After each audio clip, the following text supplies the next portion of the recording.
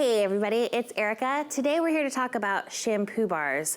I feel like these have gotten a lot of hype lately and I'm really into this. So shampoo bars are something that we've had for a really long time at Lush. Even before Lush was Lush, the company before us called Cosmetics to Go, that's really where it all began. Shampoo bars are, it's simple to think about even though we never think about it. It's like a bar of soap that you use in your hair. That's it.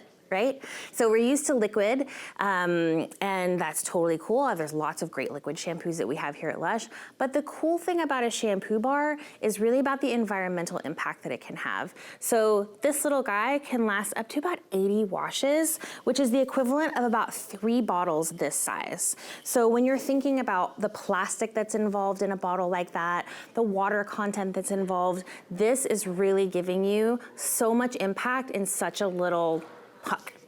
So we have quite a few different ones in the stores and online, and each one of them has a slightly different effect. So they're all made with that simple shampoo base. It's quite concentrated, like I said, but each one has a little something going on. For instance, this is Scenic. You may be able to see these little flecks in there, and that is actually a little bit of seaweed. So when that seaweed gets wet, seaweed makes this really nice like hydrating gel that nourishes and protects, and so that just reconstitutes right there in the bar and goes right into your hair.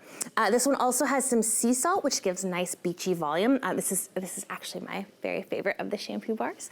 But some of them, they might have honey or powdered herbs in there to really, again, just come alive in the water to do the work. So the smell of each of them is different too. We have a few that are really just great for perfuming the hair, like our Jason in the Argan Oil has that beautiful rose jam scent, or our Honey I Washed My Hair has that beautiful Honey I Washed the Kids honey buttery scent. So each one is a little bit different to make the hair smell great, but also leaving it shiny and healthy too.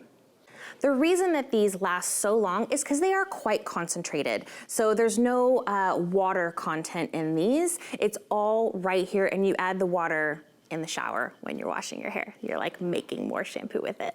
So what you do with it is you just take that bar and just juice on top of your head, and that's gonna get that real concentrated product onto the hair, and then you start going from there. You could also lather it up in your hands as well, okay?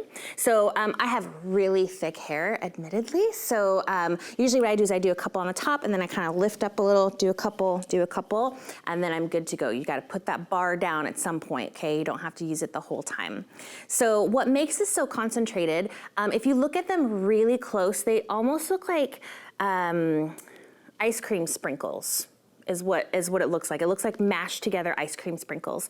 And what those are little needles of shampoo base. And so they push together to form this really, really concentrated product that you just pick up and use just when you need just a little bit of it. They're actually really cool when they make them too. You can see just like a little edge on them.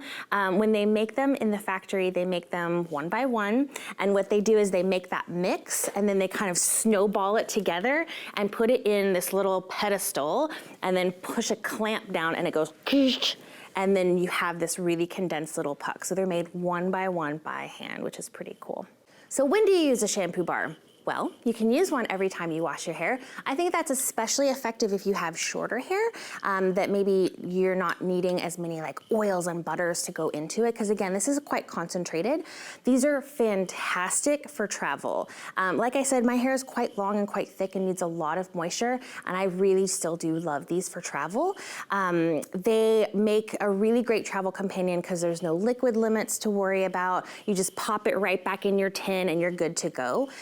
When I do, I want to tell you one thing, because we do get questions about, or people saying that their shampoo bar has kind of gotten stuck in the tin, and I just wanted to show you my favorite way to let it dry out. It just takes like the evening after you've washed your hair, but I actually put it like this, and then it's not really touching anything, and the air can get to it all over, and then it dries out really well, and you're good to go. You don't have to worry about getting stuck in there. These are also really super handy if you're going to the gym and you're taking a shower at the gym afterwards, or maybe you're going to a festival and you want to pack really light.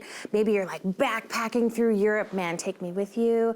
But this would be a really great thing to take with, because I mean, look how tiny it is instead of 3 of these, right? When you're thinking about these two, about that environmental impact, not only are we talking about saving that plastic, we're talking about no packaging here. You could just walk out with this in your hand and you're good to go. In fact, I have a funny story about this. So in 2004, I want to say, there was a packaging competition, like innovative packaging competition, and Lush entered the Shampoo Bar. So, you know, people were coming with compostable things or who knows what else. We just came with this and were disqualified because there was no package. And then they really had to say, like, think about this. The best green packaging is no package, right? And turns out that we won. So we totally changed their minds in the middle of this packaging-focused competition, looking at green packaging, because truly the best green package that there is none at all. Alrighty, so that's a little bit about shampoo bars. We do definitely want to hear what you have to say about those, as well as give us other ideas. What do you want to talk about next time? Put them in the comments below and we will see you there.